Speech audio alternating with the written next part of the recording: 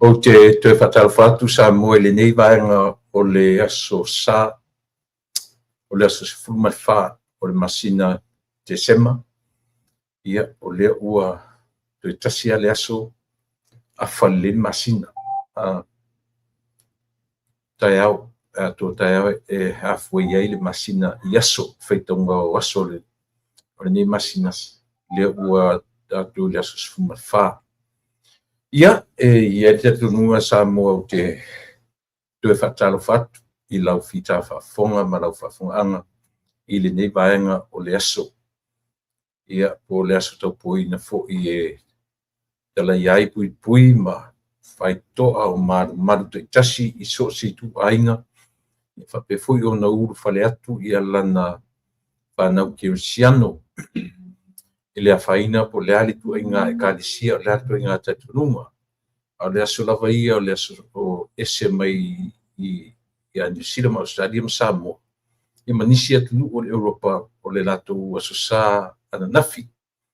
Ia o nei le aso, ia po le aso sa whiangai ma le nei. Vaenga o le atunu o lo mātou au mau mana nofo ai. Ia po le aso se ioe. Aso se fulmat fasu lima, ia ona tatou o fuila ia le unga tonu le mu le masina.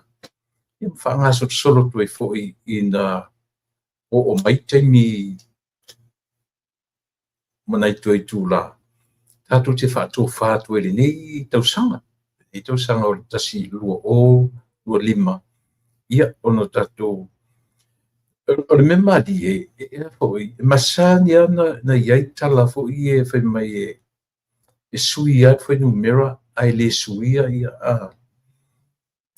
a te loto little by little e iai ia le suinga i lo whaalongona i lo tino o lau aia tu le whaata ia ia le ngatala i lau wa ai ia te oe la vai ai fatua e loa i le sesenga ina wa eva ai atu fo i tamaiti sa for example pe fa pesa tamaiti tau sanga te ni tu kanis tu te va ai la e tau sanga ni te le swinga wa te le swinga fo le winga na tala e no vingo i pe te tauleta tu vinga tala le fa pe o tau sang fo na suia ole suia foi numera ai le suia ia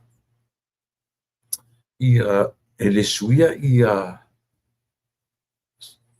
tangata pi te fa pena pi masania tatu fa pena ia tatu tala fai i mene o tau sang fo i le suinga, i le ngata o suinga le taimi, sui, tangata sui whanumera. Pila i etu inga tala na masanian tatu whalongo oi, ia na sui fo ia o le whanumera. Ia e le sui tangata. E pe u nofo ai nebo tifilo. Le vavi o meo tamaiti la iti, tupuna la iti. Ona i tamiti sa whailotu tamiti matu farsa not this year, last year. I tamiti sa matu whailotu tamiti fatasi. Aua na orola i ele, aua te ila rutu eva ai leso.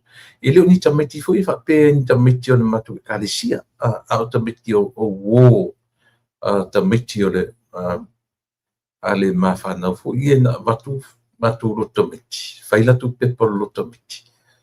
So le wo te ilo tuewa ai e tamiti. Oka. Lista tamiti ti o tua, tuiti msalo o whaitau tu msalo o Poleono. But he is only, 11 or 12 years old. Io lo winga na matu whailo tu tamiti ilona se fulu sutasi. To nala no nofo ia na nafi mo uva ai o i la lea e tate whaingo fie no tamata winai e sa oala e lea i le tu mau sui vave na sui lea tate whapeta ita o le tate tu mau iui no tawa ai e tu fuit wha ata o te le suinga le ngata o por kalame ina ia lose weight ma tu mau ia le tino le mei ai ia a o ele fana sui pita te feita wina i o ta i ata grandchildren yo o savoi ma tu ai e fuara fa pena fengo fieno tailoa o leso dia o le matou lotu tu fatasi a le autavou al whanau i li whaise matou lotu foi e lotu masani e pisa whaatino uma e tameti tupulanga taravou ia o tālosanga o whaitawina o tuspa ia a o le i whaatino ina latu po kalame o le kirisimasi te pe ia o le sa matu whangaina mo bua le mele ana matu whangaina la o le tem whanau Yesu i le Pasifika. Io sa le o te manatua le vaitimile na ia pisa whai ia matupu tonga. Ta matu whaatino ina la i le nawe teni ia a o soifua ia le stoi ina o liki tia. Ia le la ua mana i fulu toe whamanatu fo ia i la tō i nei. Ia a le pe o le pau taraina le nai le matou a o lai talabo ia lai tian ma whanau ia o le ingoana na whaingoai whanau Yesu le Pasifika. Ia pe na lava ia o na neila sa tue whaatino i nei o le whainga fuila le na whaia ai ngai tu tonu o le kirisimasi tu tonu o atunu o le Pasifika. Ia Tonga, Fiti, Maori, ia whaatai fo ia i lātou sāta penaina, ia o pi o le mawhai pa o nei ialo ma whanau e sia. Tanga i le whaingo fie, i le taua o wina, i le ngata fo i la awa o meni o tamiti. I le ia si tamiti tia latu i ono whanofo fi le mu, e ulawa vale tamiti. A o le mela na e fia ngai ma mea ne u whaia o ngā sa. Ia o le tau whaatonto. E lesi mela ngai pe atu sa o e sina tāli i oe. Pe sa o a o roa mea na tau whai. A o le tapena ina fui lau tamiti. Ia ele tapena ina le ngatana tu tono o whaia o ngā sa. Ia ai mai fui tu tono le loto i fale li o whara aia. Ia tau whai fui matua ia tapena ia sili atu. I tāpenanga, ina ole aunga, ia atu atoa, ia tāpenanga ale whanau ina ua tu iai le whamuimunga. Ia pio le maneia, mātango fie ia le ole ni yaso. Lea Sofia fia, Lea Sosalene, ia tato ta pua i lo tato ali i etele la vaso e tu pua i tinga a ole nei lava a sota to te ilemu lea so e pa ia lea ngalu e ai tau oa so e se e ngā lulu e sili lava le neia so lele e tupu ai mana atu i mea ilu ia Sofia fia ionai tula pei ole a matanga o aso ilunga a Yesu ia e alofa ai ule olane ia tamauai ma o e ile nanu ulele. Whaftetelele tua lo mātou tamai lo wanga lelei, au mai a fo ilo mātou ola, au lia manmania le nei tū la fiafi. O le aso sā pa ia, fia ngai ma le nei tū la lolangi o lo mātou o mau mana nofo ai. O aso ngafua, te nisi tūlangi. Au le nei lavaso ia o le fuua o mai au le pōngi sā, ua mawai atu le malama sa mātou fia ngai ai. Ia male anga i atu o lau whanau kirisiano. Te leia pui pui ma malu malu. Tūtūra la i lau au whainga luenga tutofi. Ia o le mātou e kādesia sa fia ngai tūpulanga talavou. O i lātou ia sa launga ina le upuma. Whaitawina ua fionga ia ai whanongolongo ia le lau te lenga o le lenga. O avanua le lei o lao mātango fie o mātou maua, ia whasoa fo'i ia le whanawiti, ai mōri mau mātou mātua. Whaftai mōri nei fo'i masina o mātou o iai, ia o le whamanatuina o lo o mai i le lalolangi, o lo avea matangata, liutinu tangata le upu, ia Yesu lo mātou ali, ima lo mātou whaolai. I le whamanatuina o lona whanau mai i se taimi o le ne masina. O le whaftaisili e le ngata ina ua whanau mai ma e litinu tangata. A ua e saunia le whaoratanga e ala i lo maliu ma lo tuetu manu malo. Whaftaisili lea. Ia, o le tamae te talo, a fio maia, a wina mai o lo nganga pa ia tauto lua. Tiu te mawhaifa o le nei aso. Ia si o fo ina matu whae wina, ma mawai so vi inga ai au lava o mātou tangata. Talo ta mai i oe, whamangalu, a ua iai fo ini mea ua a leu ai le nei aso ma sona whae wina, tau unga wha le le, whamangalu oe lo mātou. Kau mai i o mātou loto, e loto whamanga. Ne ia manuia mea mātou te whaia mai lau i ono o Yesu. O le mawala auai. Amen.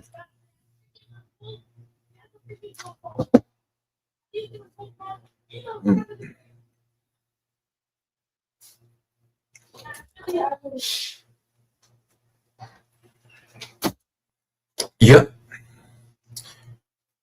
Atu le na ua.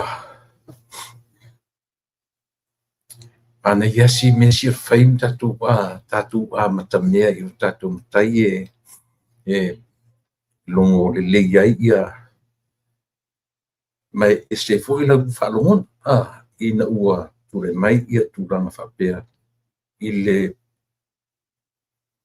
anga le lei whasoro tatu atua e a matai le soifua ma leola.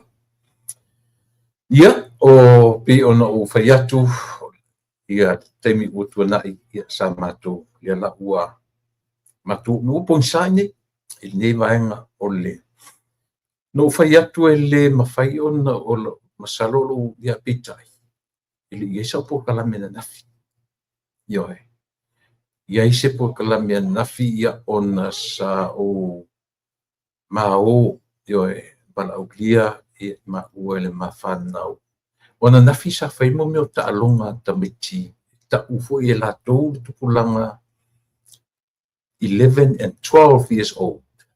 O le tukulanga na ia ma grandchildren. Na su siampini la nafi la to au.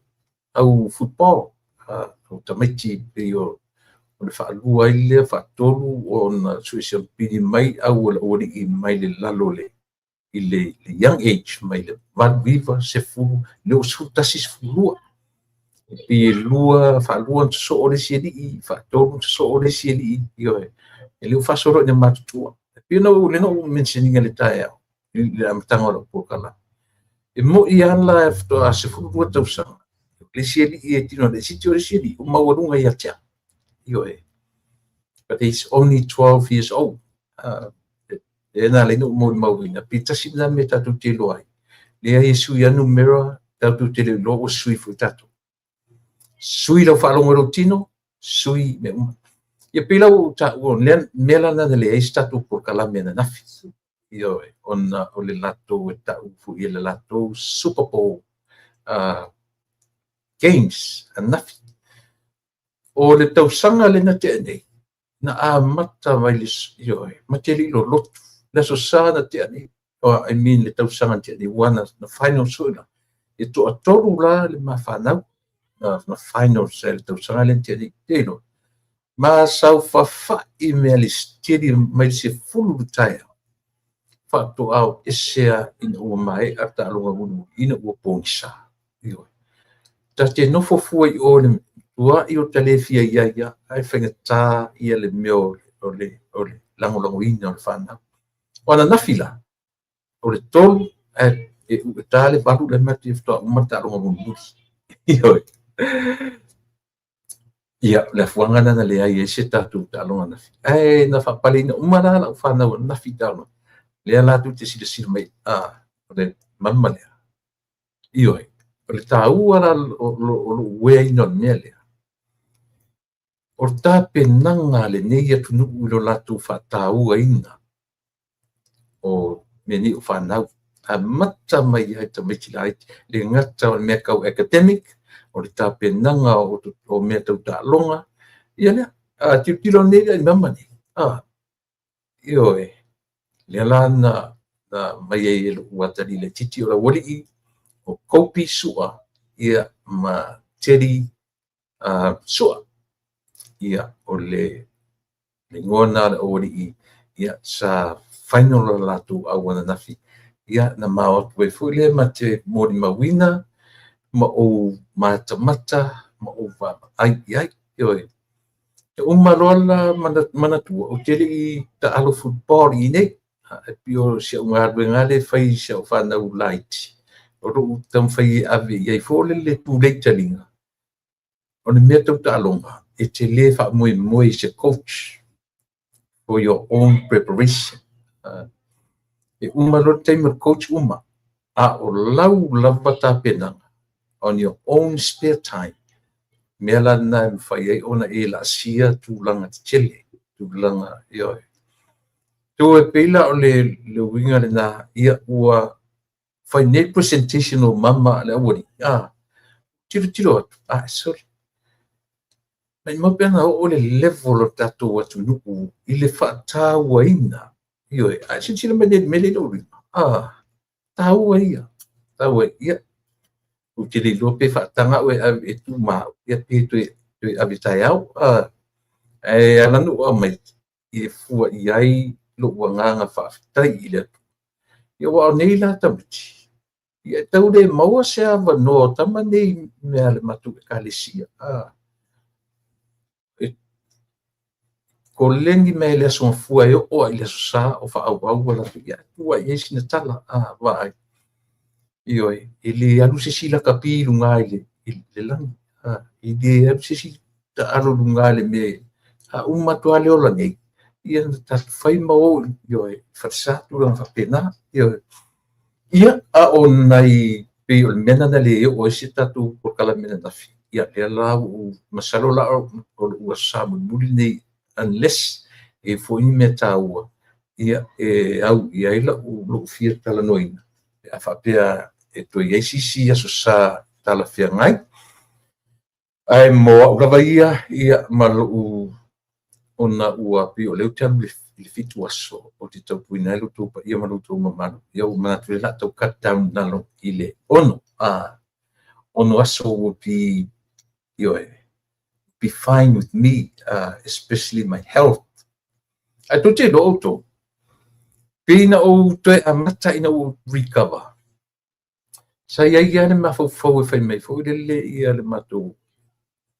Ainga ia te fai mai fai maria. Eu foi lá i fancy i lau te lang lang ina tatu por kala fai mai. Vai, awale toe avavau. Pia no fai atu. O lo ua lea meno wola ma. I le fu se fai na suia. Le tong o mea uma o te ia pila fai mai fa pena ona o le sa o to ilo fatu. A tu te lola o to de me pe ua pe se fasilinga malosi le mea ia tia. Pe ua maua le malosi fou ilo wola. O te look forward i mea e fai ai ona o tala no atu i tulanga i channel tala noa channel le tala noa ia e pe aunga lava i mea o lo tuku mai ia ma le mau fa le tonu o lo o afiai ia tonu le tato atu ia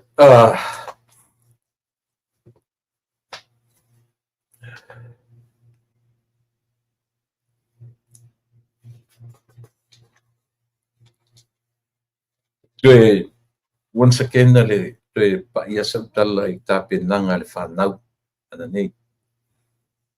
Ia o pe o le matu whaiwhi au malona whatua ia ma le nisi fo i o pe i maise asi li e lotu le tasi fo i e lotu le kalesia le afu lingo le kalesia lunga. La le meton pe o se li tala vou le na tele nei ta pena ina sifa ia pese ia maturang fa pena ia e mole tu e fu fatai ia ila tu uma le ngata il matu fi au ma fatua ia o le fi au le pai lola ia me se fu sunga le to ina ia pena fu sunga le felo tusi o le pulenga sunga ia timme la fili pi o fainga buenga na ia ai me se fu ia sieri o lo ia le kale sia Domingues i le termine ia o le le ationgie lo minga seu o le of sosfani o ia le na o lo ia le kale sia Domingues ia ona ele i maua mai asa ili ia sel la tu fai au ia pe o fainga luanga to file na o lo la tu ta pedaina uma ia me se fu le tamal o le pulenga ia le susunga ia leonga tan wasa ia pe o la tona leana ta penaina ia le aso na nei ma le fa moe o le autala vou ia e mesele ta penanga ki mas mata ngo fie me uma ia on uma fo ila on fai fo ile o le tona ai ia me le final tu ua le feno tu langa i gai le nga i lo na nga o le nga mo mua o le on sai i lo loto o le on sai i lo loto i o le nga lo na lu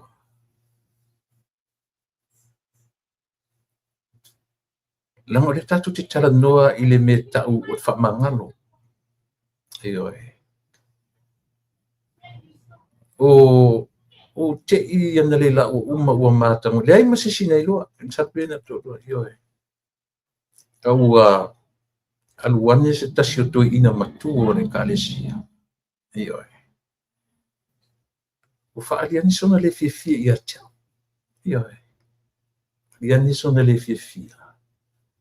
Mai ia fōringa mai la pi fōringa mai la na tango e tongi au le meo le apaingu.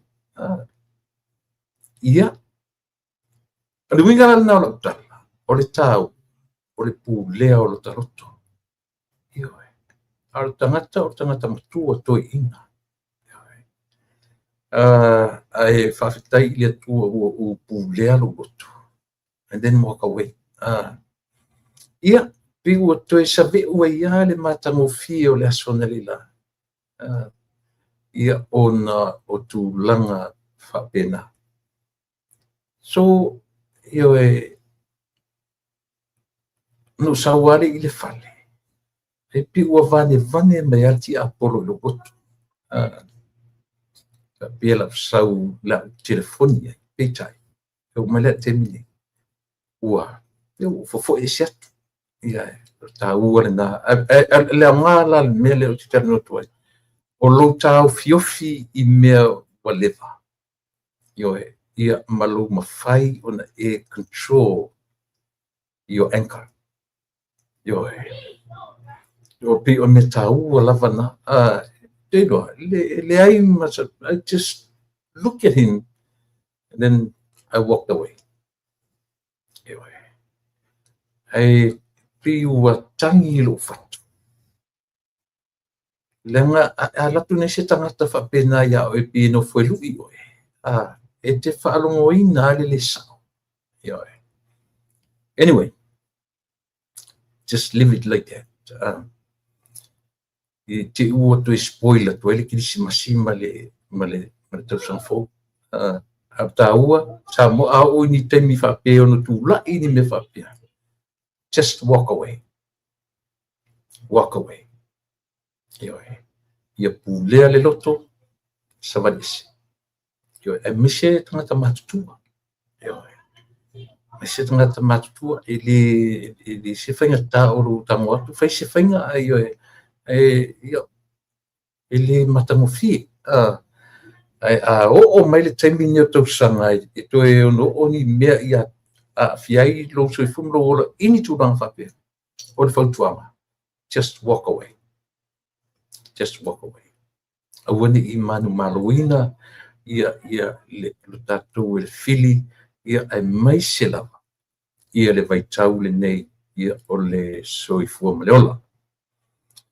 Ia, ona angai fo ilea i le tātou matau. Sau fia tara noa to ia na fiua le na sau fafo matau. Te le lope sao le tala le te musu pau ale mea le au whanongo ia. Te i soson mai se sipe a whape sao lau tau whaitau atu i mea e sao. Ua te amat whatpui pui seri o king whaipopo. Te i eisisi o na whamaunia mai te i ua se ia le ako.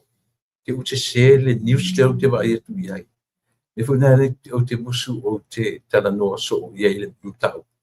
Ai, pio na mena le au mai ua mangalo i seri i o king whaipopo.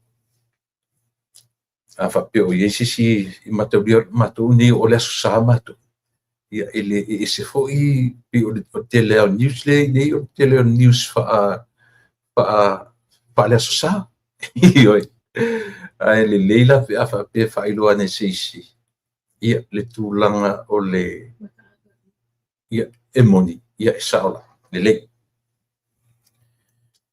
Ia le lei whaftai le atua ua mangalo le na au le i le vanegi ana tapisa le atunu.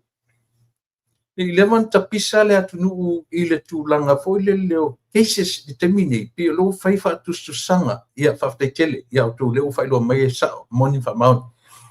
Le leva ona tapisa le atunu e me se foi le nei vai tau i mo meo o whamasinonga mai unga whamasinonga. Le leva nei an tapisa tangata pe whaatusa i ai le taimi foi o seri o king whaipopo ia. Ia seri o Malele, Paulo. A le ua taro whai, le la ua foi. Ua maua le tala moni mat whamaon, ia e moni, nā la ua mangalo ia sia fo i alo le atunu. Ai le winga nā la utala. Ua nu ta ufo ila por kalame, ia sia li i le vai aso le na te nei, ia ona o le o whaiunga. Ia maltaimi fo na talo sangai, ia le li o Malele Paulo i sona pe mita fudele whaatanga mai ele malo se i aru i taimi whania Christmasi mara tau sang fo se i asiro na ainga pe tai ele grand tinga i ai ia se avanoa ia ele i maua se avanoa pe o ina le na mention ele o le li o king fai popo a le la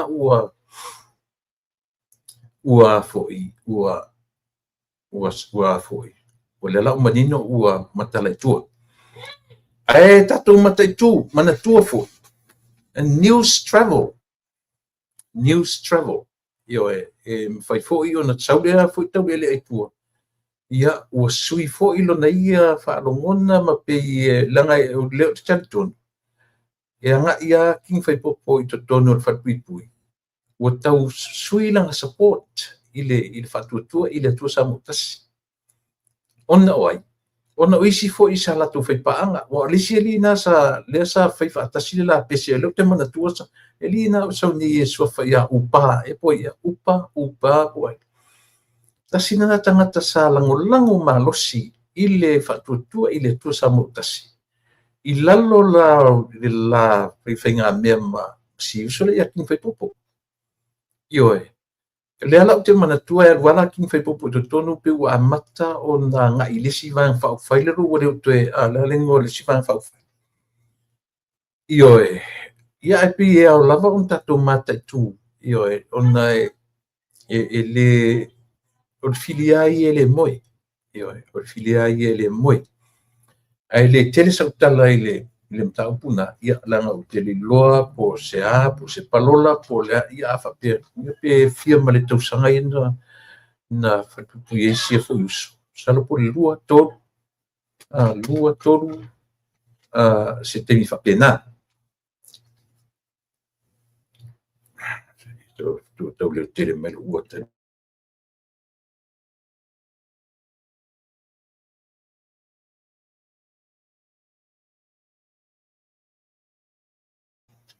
ia se tau ia pe na ai fa tela le ua manino le mautinoa ia o fafo ia le fo i lo le tu le tamali io na lo fa ia ile atunu ia ona tulanga fulele na latu le malio si ona tina io ai latu ai le tele ngalo ia cha upoto ina na fai pe me ele ia se sina ma fo ai pe wala na ile leo ole sau men sau e sau pu ia tamai pi le to ina tatu ma matua tatu tamato ina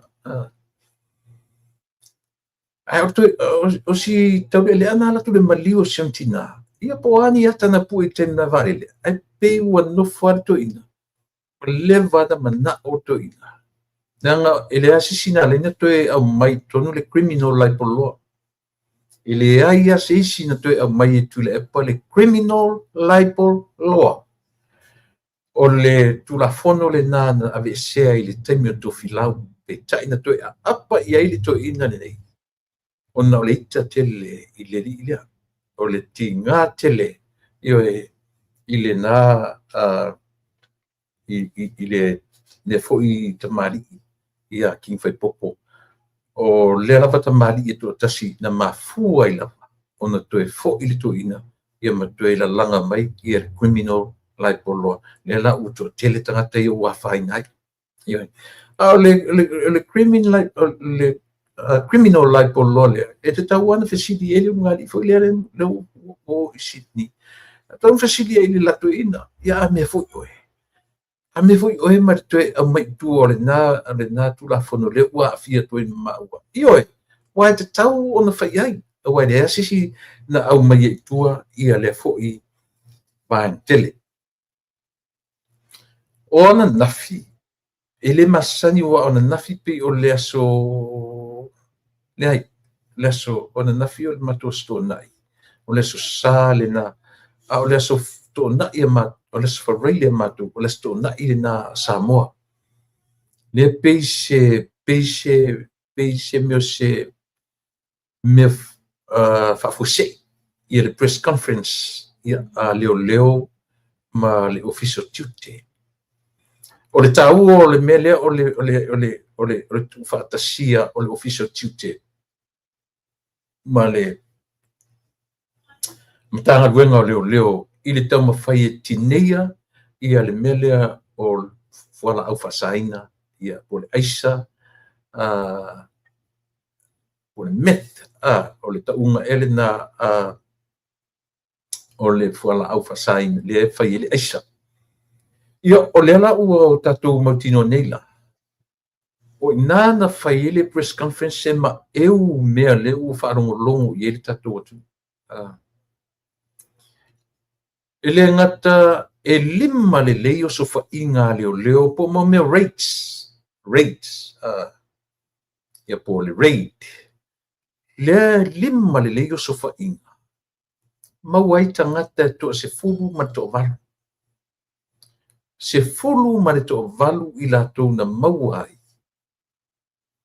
ai mawai whala ma mea ni o tamaita ele na oli io e pe o tamaita i da vanga i etu ai mawai ma le uru ngali io fai ngā luenga ale malo o se uru ngali sa moa o tangata fai ai si fai a onga fai tangata fai a onga le primary school pe fai a onga le elementary tau mai fai a onga i kolisi high school fai a onga le si kolisi e le malo ele ta ua mai po e tonu le kolisi po e tonu le io fai a onga le si ise e kalesi ise kolisi ase e kalesi io e late ele i mautinoa mai ma whaeloa mai po e tonu le kalesia e ana le kolisi le na fai ai o le tāua le Samoa le ala o tatuwa ai ele se mea peo leo foringa mai ana le tutu whaatasi ia masuia komisina o leo peo le ora fasanen o fasolo ina back to back ia le afoi le maua o tangata nei whawhetai tele ai i le official leo o le official custom ia o le tamaitai ia fonti taifu ia maleri i komisina o le suafa ia le ataua le taua le ataua le sa afamasanga ia ma la suita io o la suita ia pe o la tona le ua matana la tu fai to fato ono mai ia press conferences ia a leo ia ma le official duty le mea sili la na tafia o le taimi e fa solo mai le camera le tatiti atu mea o tu tau bullets o tanga aisa vule le met le wa le ngausile o le meo le fana shotguns M16 the pistols lua fana tele ia ma pistols na pe fa e pe ono ia fa solo e mo le weed le tau le weed ia po le marijuana tanga ia ma me fu ia fola mai lungo le lau monies tatu vai le fola mai o lunga o le US currency o le US money ma le tupe Samoa o te iro vai tu ta o mai so le ta luas futa la Amerika te le lopo ta o toi ma se lauta la io ai te le ane vai ngore lau na kava e me umarina o ai si me o momi o tools momi o afoi ngome o me foi e la fe de ka ole me le e ula ile mea paipa mo meu paipa foi e fa nga tangata e ula i le me aisa po le marijuana po le ala so le esem ka ki o ngai me o tatu wa ai e le ngata a tatitia mai o meu upenga o le fa pe mai le idea le sui komisina li langolango o upenga fa le fa tu la fnoina I mean le fa tu la fnoina mo upenga ele ia le me taula ele stalaina ai ele lalo fo yo le lisio fana e fa sai tu tono le tu o le mea mata utia le mea anyway ele I fo ulanga na fai fo yo so fa inga mua le vitimo aiken kai ntato va ai fo to inga mea ia pe o le mea le o te tau fai atu ai o lea le I umi a ona maua le iwa sifuru iwa kalama. Maua le fia le si kilo kalama. E ono kilo sia na maua nei. Lea lana fasilingia ia leo leo. Ai maua e. A whaatupe mea ia na maua le masina lea na te nei man masina nei. E pea ma le ono miliona. That's a lot of money. Ono miliona. Se whauta tātou sa mua o iai. A whaapea la e whaamatamataita le whainga mālo o lo iai le te minei ma le whaatino ina o lato tiu te mwhai. Le ai masisi o tātou e whaalavilawe ina le whainga mālo. Is it all yours? Ioe. Lau pulenga o whaia ioe. Le whaila o tātou wa ai. Allow au mai le approval. Mai le il komsina mai le afo. Mai ile le pare mia mamalo le malo. Ua uma ona pasia I tutonu. Ioe. Ma ua a mai le approval. E ama le wingo le tala whaonga e leo e le ngata mo meo o bulletproof vests or weapons. Te lopo le atu inga weapon nela lau leo whaonga I 10 year old rate, 10 year old o sofa inga. I mo meo fuala o whasaina. Lewa na tauna whai leo na mea. Ele whape o tatou leo atu mani whata maa e whana mai fiti ere pulu. A leo tatou loa. Wa lewa na maua tenio eken. A alu le reite mau mai o computers, o whana, o tupe, o aisa, o marijuana. Ioe. A whaila o le mau o mai weapons I mea. Wa lewa lanta tau o na tapena ia leo. E o tapena sauni e am foi lato e o mani me ioe fana mani me fapena levantan fai ia vai le ua o te turi tsasi o leo io le pula tau sanga nente ni le na mali we sisi leo fana leo e le longo le lei e le tai on no longo le lei ioe ia ele ngata la ilena Ele ngata ina mau ele rungali I whaia onga, o tangata whai ngā ruenga le malo. Ea oa o tupulanga o lea. Se tatou sila toa iai. O whea ni whaia onga ua whapene. Ale me sili na matu ia. Sole o le rungali. Mom and dad. A man and a woman. A whaise ngari o whaise la whana. O lea le lava ai I le la whana. E ni etu tangata whai ngā ruenga le malo. Lea se whaava ai le la whana I ai. A whai o tangata whai a onga I kolisi. O lono winga mo meo degree holders. Degree holders tangata ia. E sa o pese. Afa pe sa ola tal le mai I news I tala ma le press conference le tatu mai mo uma iai o le tala afa masanga pina na mai mo mua o le tama itai ma le ali ai musu anelo iai ioe to e sau ro martara ioe o le ungari ele ni faya ongo o lalo le primary school Faya ongo lungar koris colleges.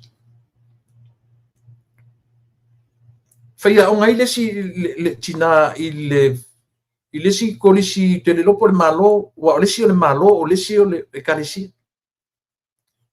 Se tatu fauta tatu ia.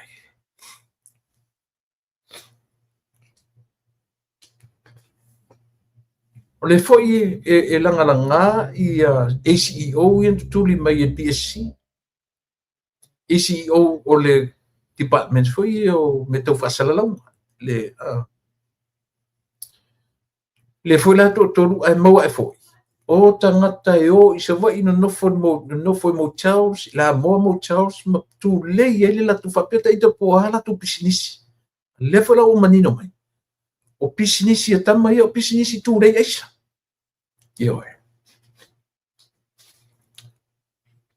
ele ngata la le na o le tangata le na tasi to o lua tan whainga lunga malo to a tolu le tangata e whainga luenga le quarantine ia po la tu foi le faia mo meu fa asu a fa pe fia mai ia ko ngai fa fo le ofisa nga kero a veleta o ofisa fa asu le quarantine o le vaenga i lalo sai lalo ia soia i lalo ofisa fa toanga io le la tutua ma le unanga ke role o i lalo le vaenga o tute le tembi nei le makua i o fo ngia nei fainga au tangata nei so le fo ngia mai o faia ongala ia a le foi lai mau e matangata e whainga ruenga i tai i le meo le i tai le custom whainga le custom tai le wafu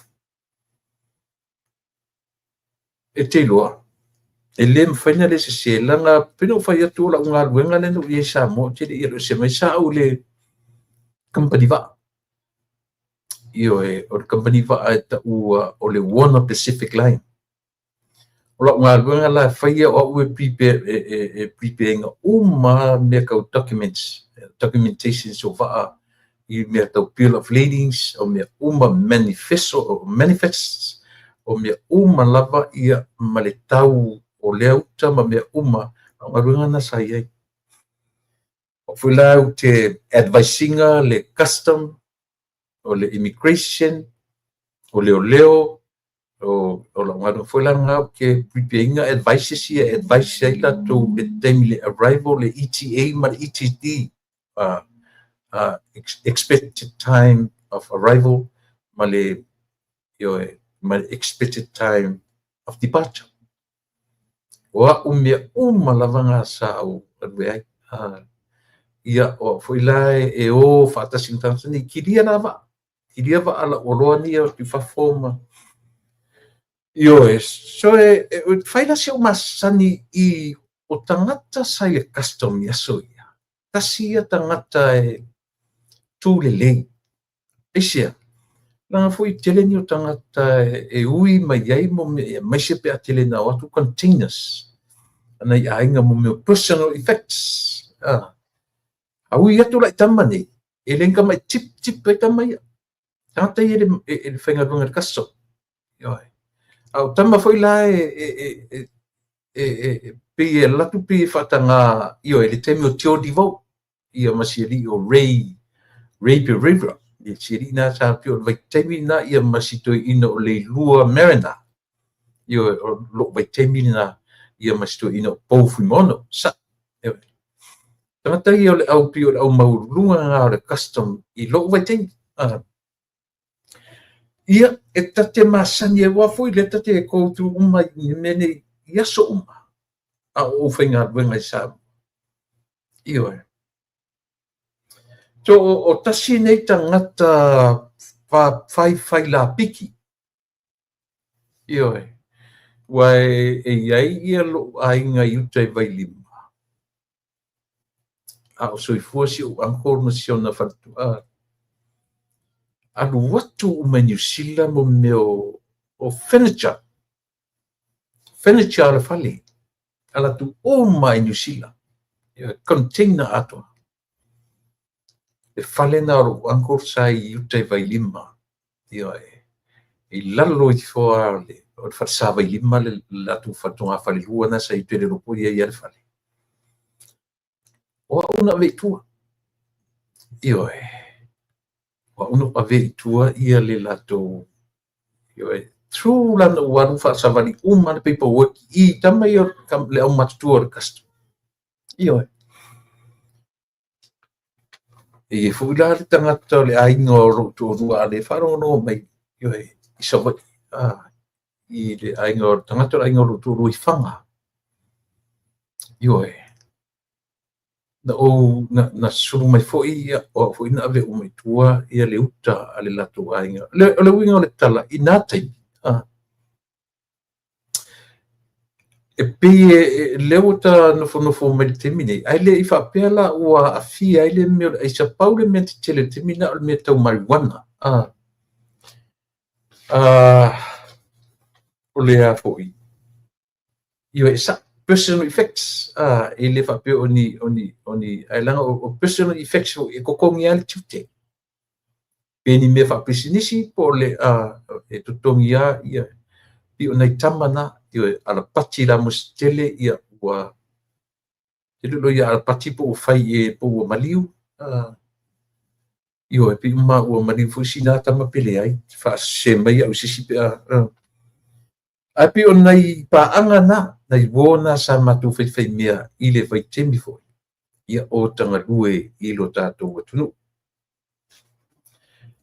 O lela e pi ana no fatfa pena o telo tangata i tangata sa fai ngarunga e kai kasam bole area na pe ole official ole cute ole official ole quarantine na mla valele ia o leo i la kamo asalemo le sifi le sata aron au mota sa ia marsito ina o Samoa i fo ilo nei a Peru kamanga kamasese kamanga e mo mai si mata pe mo watu na ole mele na ola tato wat nu ya so mo i arta e la tu rose tu pe itangata ni e fa o taile tute o i leo ia wale fa taila pira saula le mali wa pati ona itangata ni sa matunga due fatasi yo a matunga due fatasi te fia o la sia utama i ngoia ko kive saile immigration e mamma la yuta le fale o tangata e nofo yuta tonga vau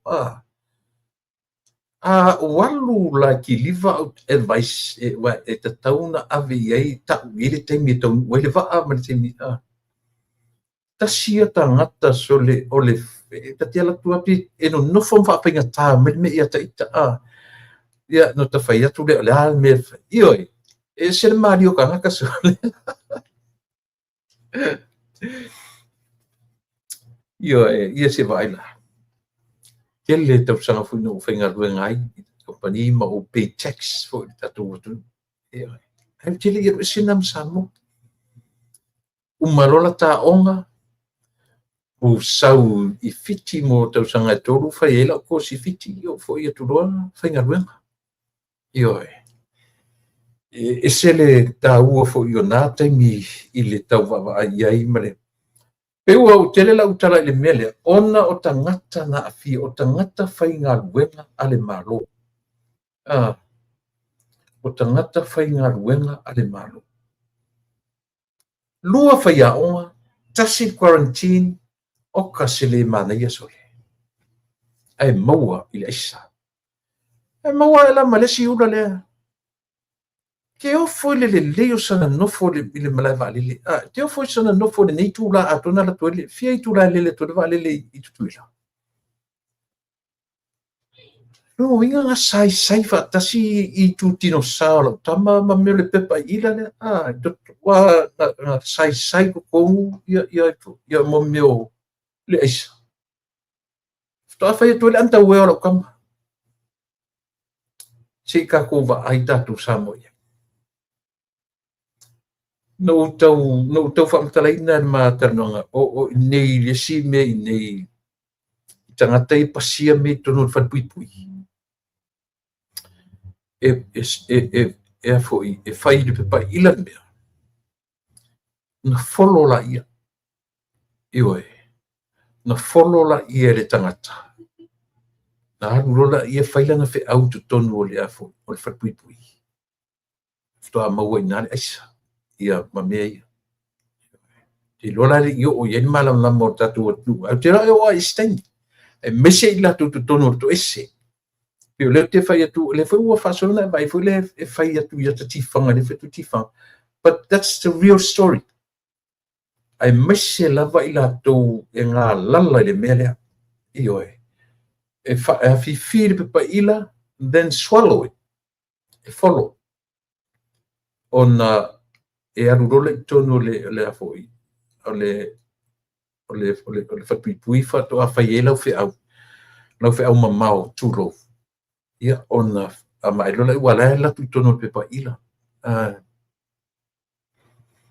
ia esa o tam sa o mo me fa pena e o me e fa ngai tama matene karon metal condoms tasile na foi material le e pui ai le mea o na pasi le me ton e leni tama ia o le mea te losi tama i me fa pepe o le tele o le remote o le mouse le te lo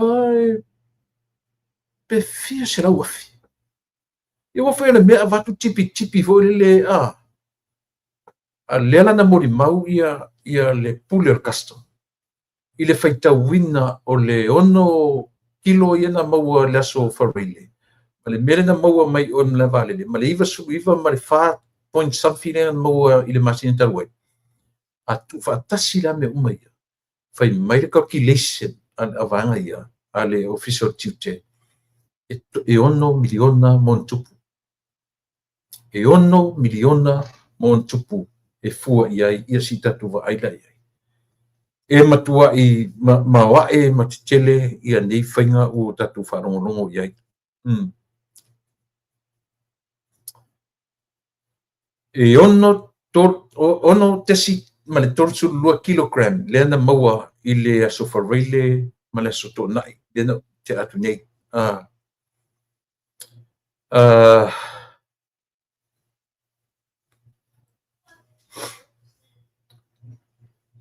O le malaka le Lady Samoa Fa le ntau nu tai au le asotonai. Io toe maua isi aisa i leisi foi pu Samoa. O la me fifi e tangata nei whaongar pu Samoa. E pe whaongar si mea, e pe o le ua mata i tu ia pu Samoa. E foi la le ngata ina maua i lesi malanga mua Lady Samoa lama. Ia le futu e maua i le malanga le lastona i le ntia nei. Tau nuu ia pia i le tae au o le lastona i. Ia.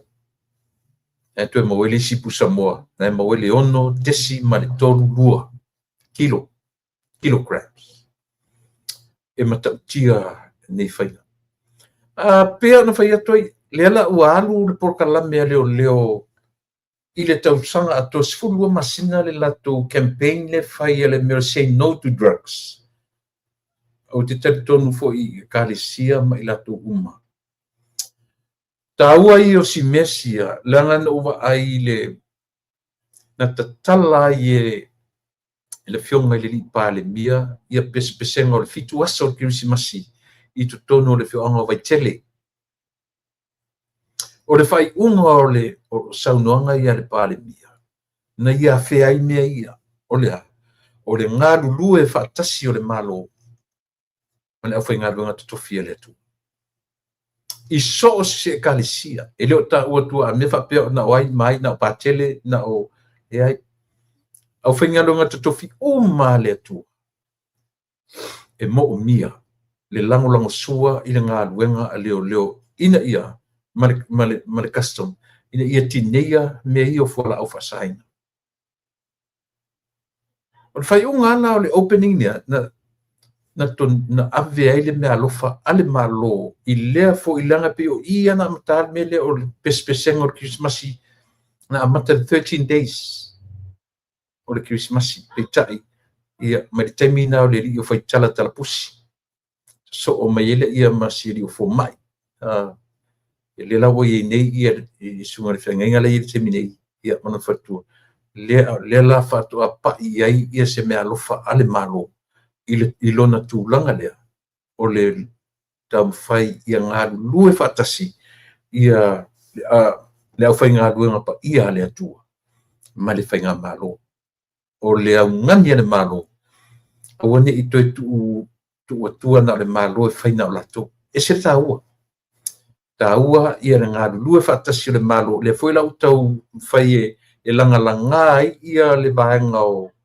o le vaenga foi le ua tatu o le afoi o le fono village fono act le utam fai e toe marusia vaenga ia ona ia mafai ona fesoasoani mai tutū faatasi campaign ia ali'i mafai pule o nu'u ia le Village Fono Act o ekalesia ma le malo e matagofia i le mea lea ina ia tu'itiitia ai ia le aga'i pe i luma o le vaega lea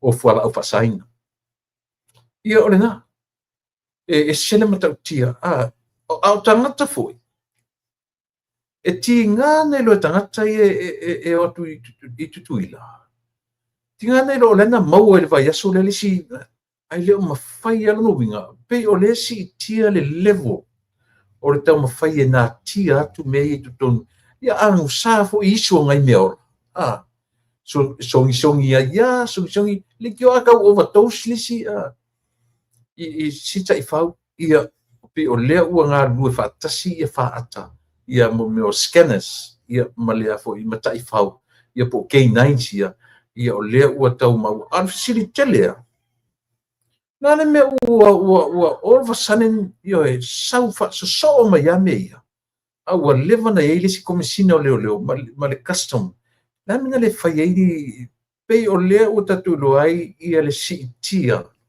o le tula'i mai o le malofou i le taimi lenei pe lo tatou va'ava'ai ai i lona tula'i mai ua tausi'itia faiga a le malofou o lea ua foliga mai ua vave ai ona taeao le fonousu a Samoa o pea a papa ai ia fa o i taeao fonousu o le laso nei a Sofia nei matou a sufa lona viga ona 65 le fonousu a suono ia lona a songfua nei Samoa so ia manaia foi la o esi na mea e tau vasa'i ai ia le va'ava'ai ia masi i tatou tilotilo le isi mea matuia lea Samoa ua lona le fatauloa nei e le fa'apefetauloa e masani ana utalanoa i mon mea o le numela lua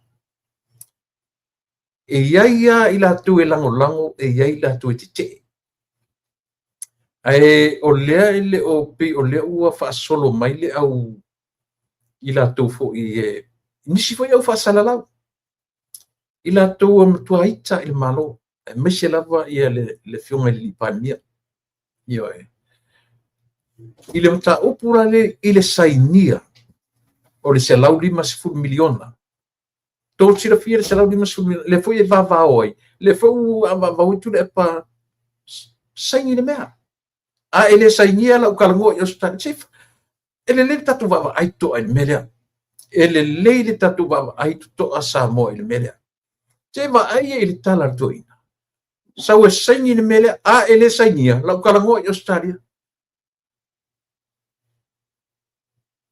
matua i o tale malama so le pola le ko ngaka fa'apea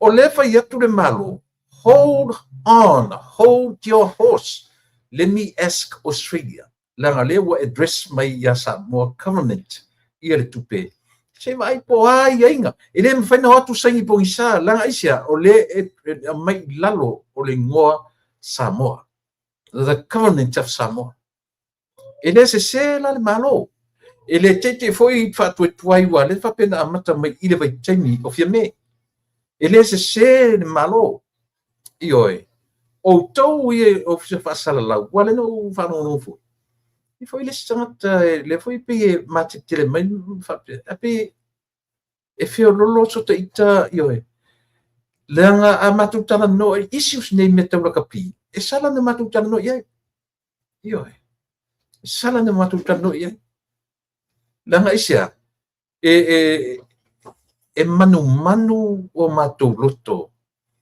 i mena tu ia no matou ola io ai le fa pena tu i fu no matou ola i moni o matou ainga le tu i molingo Samoa de fa to atu sana tonu ne vai tau o tu i le ola ma o tu pe tu si ai no tamta alo not my time not our time io so afa pela voice matou langona i mea ia. Fetaui, e tala fea ngai ma matou. Ia e. Ai ua le no fale si tangata fai mai lona maramaanga malana whaalongolongo malana whaitau. Ia e. E sao le manatu o le li pāle mia. I le whapeo te whai atu e lango ia isia. Langa o lea ua watu le mea lalo o le e le whapela a whapeo fiti e matonga na ratua wheo sofi tonga ia mawhiti saini. O latou na ia manatu. O lo latou le na fina ngalo. E le taea whaatasi atu ai ma le tātou whai ngā malo. O te le loa le tupe a fiti pena ui i le malo, pena ui i le unilakapi, fa pena whi atonga. I have no idea. But ours, o tātou na ui atu i le whai ngā malo.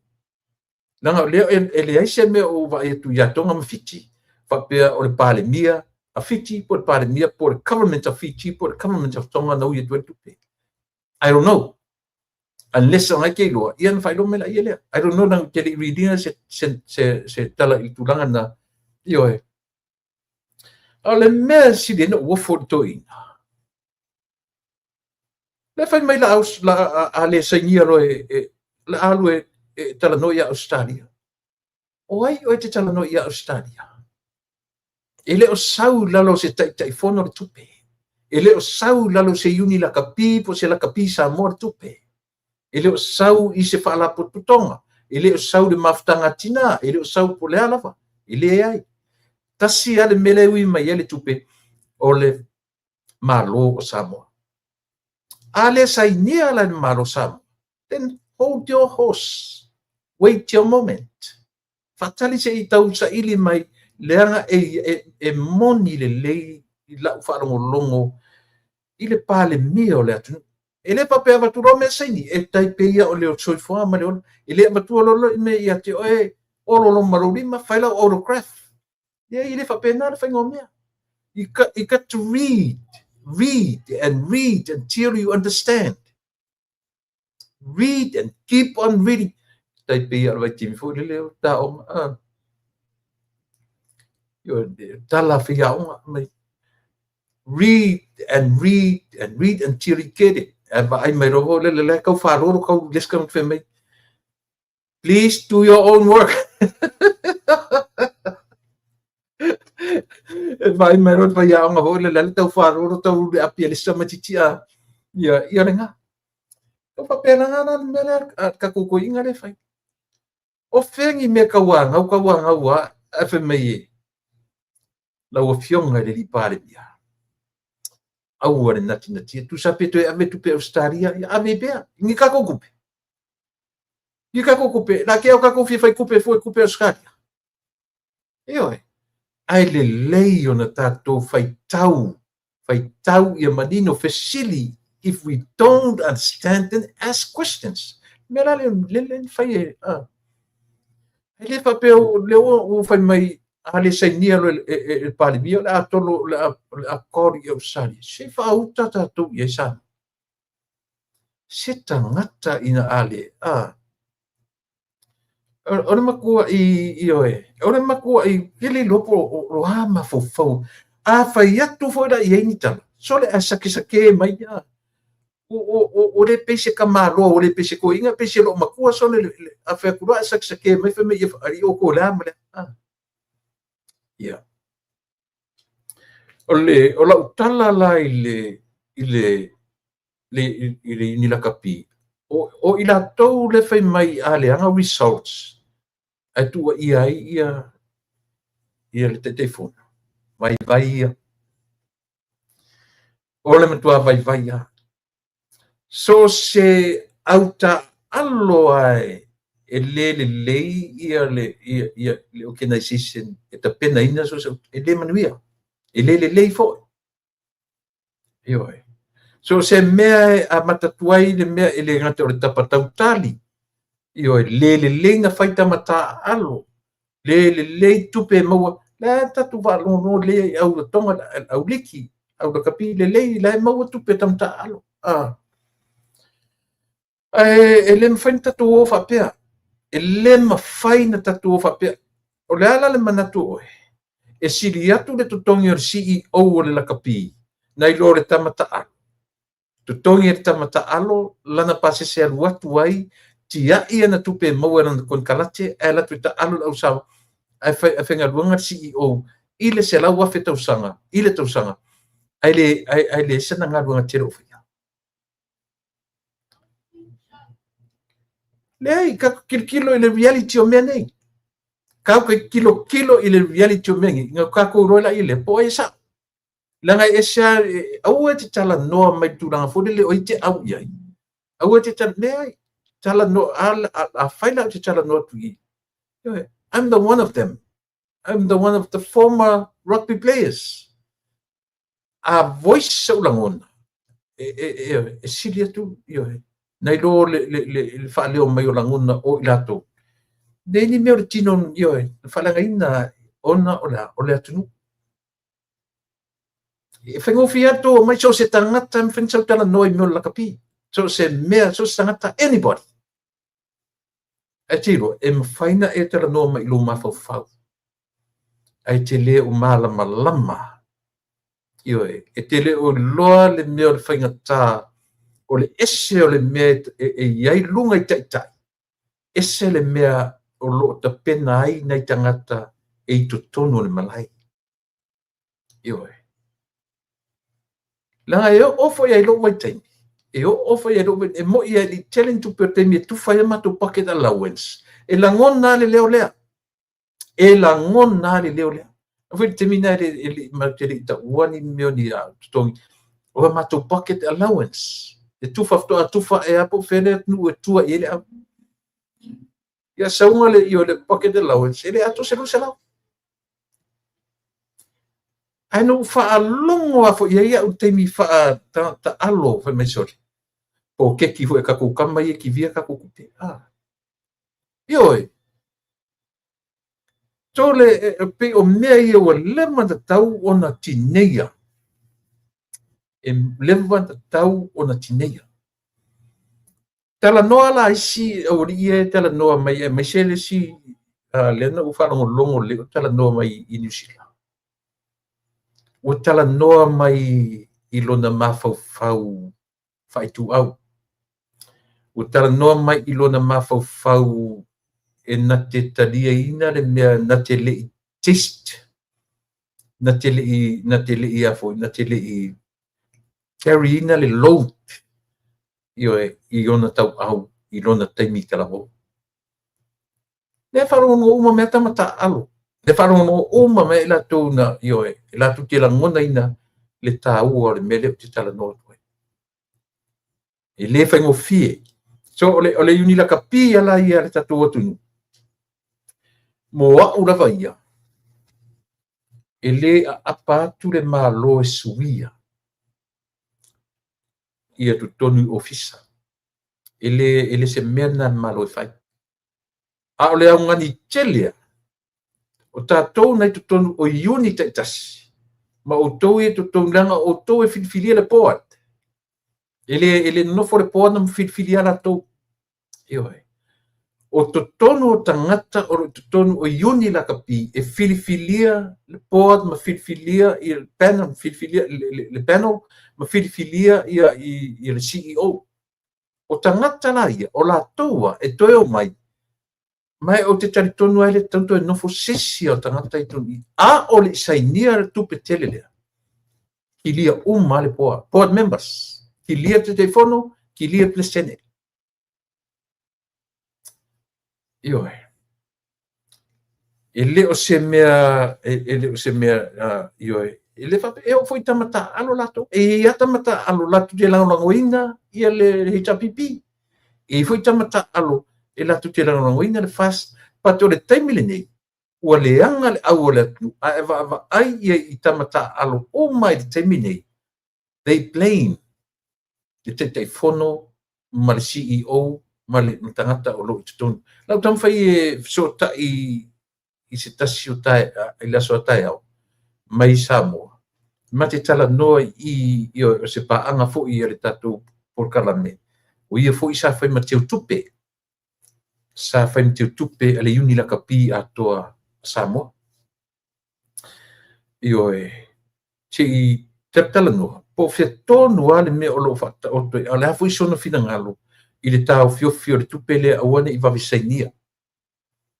Tai aula ia faina mo ma ese ma banoa ia male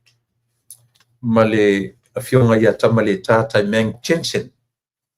Tamale tata meng chenchen sa ta mo ile fa malu yo o ia foi ia ile ngata sa ta alo le tatu au ia ai sa o ia foi sa te tupe yo I tonu le uni la kapia e te le foi sa o le ligi o tamaleta I su engo sponsors I tonu Europa yo matar no ai ia ona ia mention taeola se tu se dia tu se mava no taeo o le a tonu sona finangalo malana ba ai pesa o le mele au mai I wa o tamaleta foi o le CPA o le accountant I le se accountant fatau vale accountant o tamaloa yo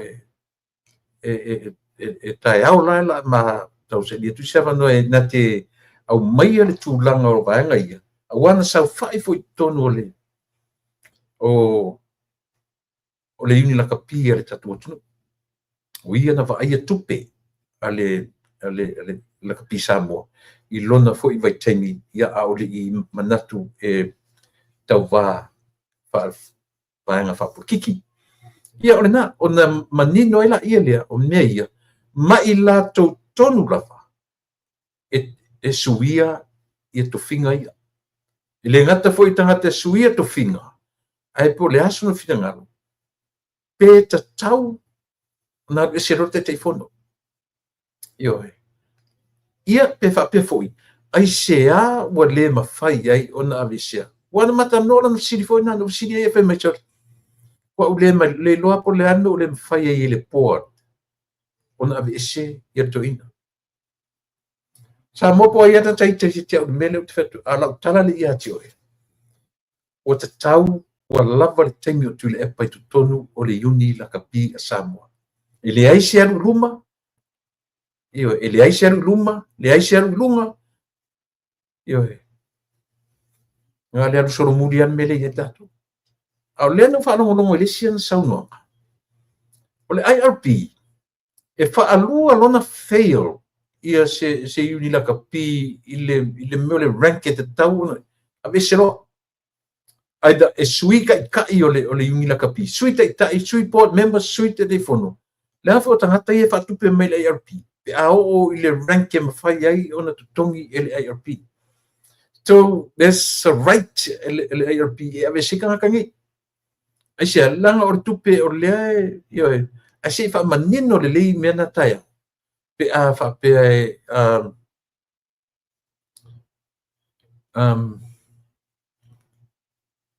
what the coincident Tamaleta Chenchen is someone I'm nominating to take over the Rugby Samoa port. He's nga sa se I utom fai mo se ma vano taiao se umala por kala mene ia no wala au le pe mo se matitala no ma ia taiao I tau na fa manino nei vanga ia mo lau tu fa fo anga Samoa ia ole na a mo ila to ia pe ila tu te fai mai o lo le lei pe tu le pai tu tonu I a ua tu te fai mai le fua ina results a fai teri la kapi then awe te tala no meia io awe te tala no meia langa e te le ilangona ina le me le e te me te no foi ai misela o le vai te mine money involved ta te ia ma tu te mi le teles tu pe tongi ma tu vai te mi a le te mi le ola ngona leo tamata langa o leo o la kapi is your job o la ngā ruenga, e tausi ai lo to lua, e tausi ai lo ainga. A o ola I nei lo tamai le eise tupe tausi alo o tu uana na kon kalate. O e fesiri ai, e fesiri le malo. E mawhai na o ola to mawafuso le aringi foi malo se, ai le mawhai. E le mawhai na tua ia le malo, e tua ia ai. E tua ia le level e te te whono ma CEO la kapi.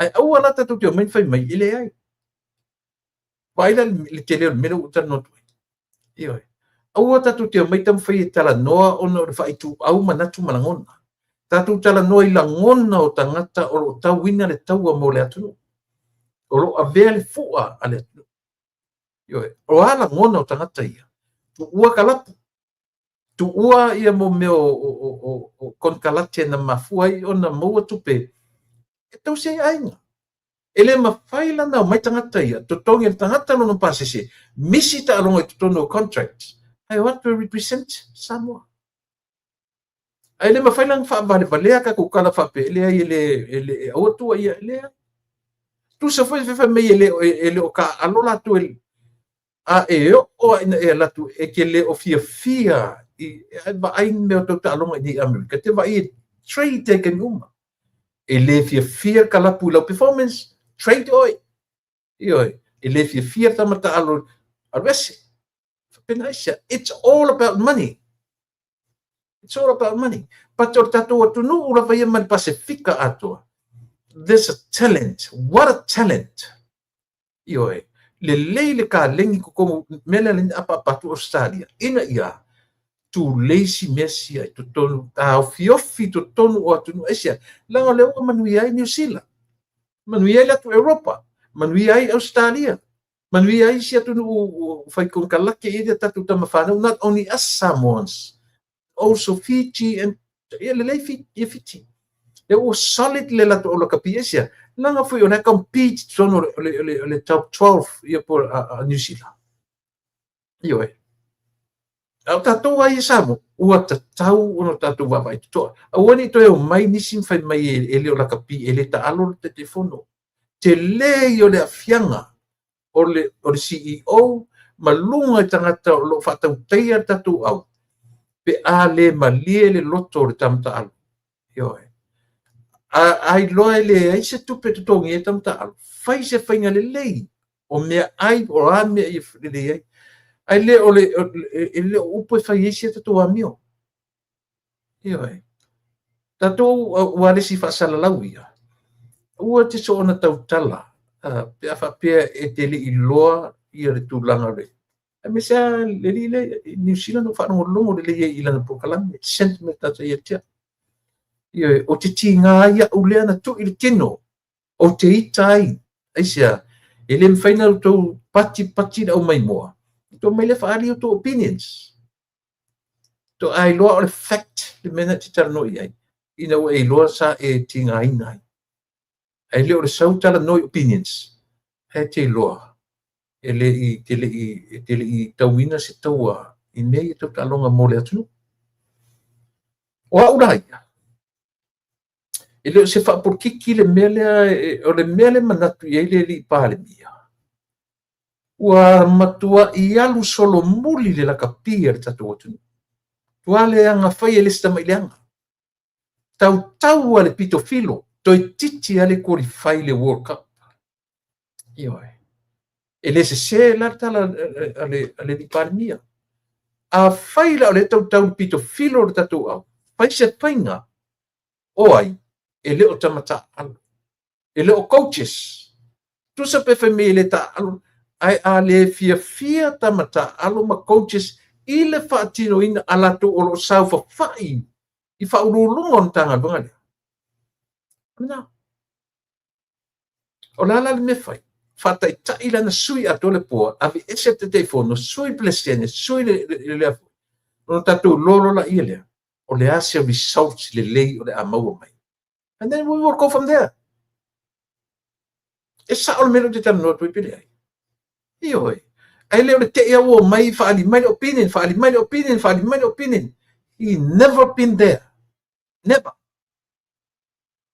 na tele tofo le ile mel fenga tal mel tisi lo kede lo tau au ta otto le tuli io concussion pe mel feto ai telo ten ngawa ele tuli lima ngawa ele me ta ele to tele langon na tinga o me io tu tele langon na mo ngawa tu o me talonga man sa mo la tu tule kon kalat Ko ke le aku la o ko ia sa fa il telefono mana tu e su e me mo e man I lumana o tanta alo ia. But they paid their own fare to come to represent Samoa. For what? Nga fo le talonga e pele le atu. E pele ia Samoa lan talonga. Ai len fai lan tato mai fa pea. Io. Ta tia le melo saufa ani mafofonga I lungo le mele. I'm telling you. Ua tua fa pea. Fa te sua. 10 years to represent Samoa. 10 years. From my school time to the professional level. Iwe. Au ki ngala I mea ia. O te alofa I tamata alo le atu. O te le kea o lo taimi. I don't really care about me, myself, and my time, my era. And what's right? Paule me o te kea I tangata o lo carry ina the flag of Samoa at this moment. I le mawhai na toi angia le fua leo Samoa. Pe ale suia le poa. Ave ese tu le epa. Leilo loa tupe le man Samoa. Leilo loa tupe. They didn't even well itemize where that money go. Toi le te talon tu no fotanga te I o te tau na ese. Ua te tau o na lava le latu temi ai o mai se fai se si fua stapu po le ase me fai ave se whainga fo. Ia, ore nā.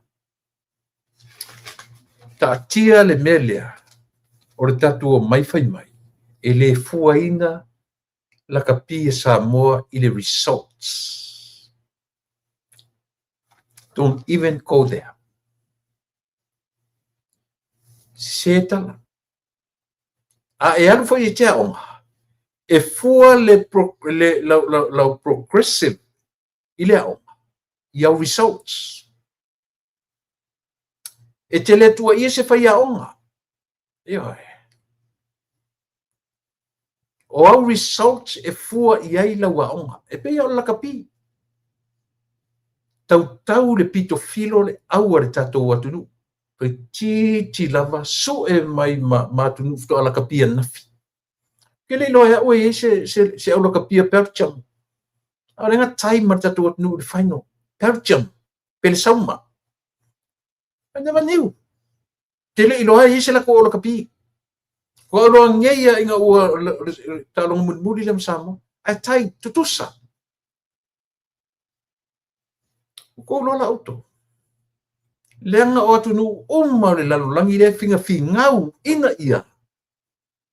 ia maua se avanoa o lo latou atunu ue pele ia I latou isia foi whaangatama. Ai atatu luma aru muri. Ko mai lole fai mai le ai o kapkua I uma I kamkaan. A whekere ka alo. File mu. O ke ele se me fengo fie ka penganga mo kan kalo. A fai se tua inga tua I le awari I lo ke kupe. Lena e peno fai atu o le taimi nei o tamaru e taimi nei it's all about money.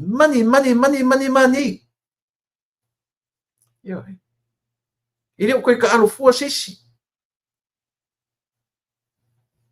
End of the day, Honorable Prime Minister, wiki popore o I tala tu le pare fai mei koe longa e sengi kolo e kolo oye o sari e kolo ye. Ka ingo e sori. Oye o sari e kolo ye. E pe kolo ke o sari e fa be me o sari lana fa ke kolo mai foi. O se pale mi o sam. E wa menga maua. O menga maua. Se vai ma le o so mo fe mai e tu vai lona sengi lau del malito me la kolo e ya lo e vala o sari. E lo le ngalo makanga. E pe kolo ko fa pe o sari ai. Are you Prime Minister of Samoa? We are proud to send the money to the man, to the leader, to the Prime Minister of Samoa. Are you? Are you the Prime Minister of Samoa? If not, then sip it.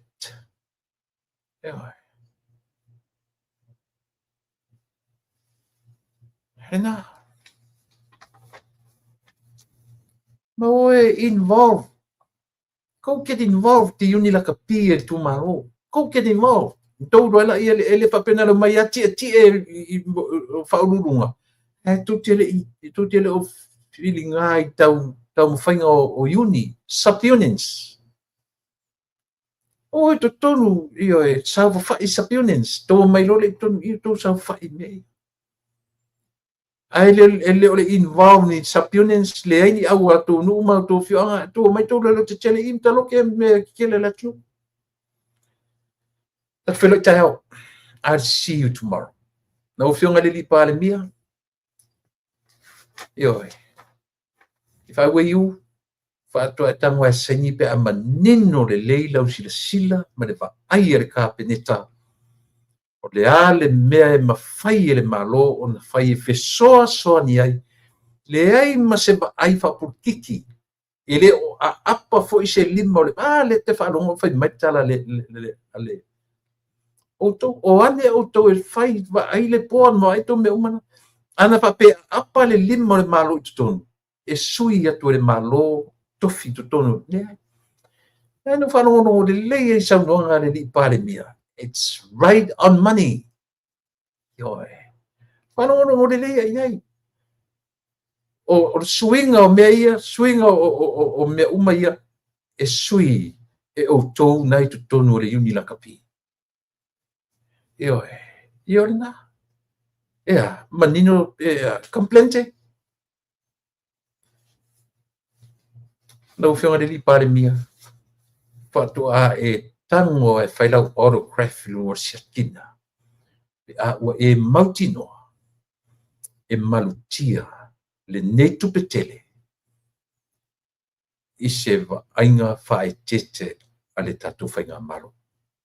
Manuia tele le nea fiafi, ona o le asosale ne ia i matou, ia o le ale umina wā, ia se matou sa utautua mo oi le nea fiafi.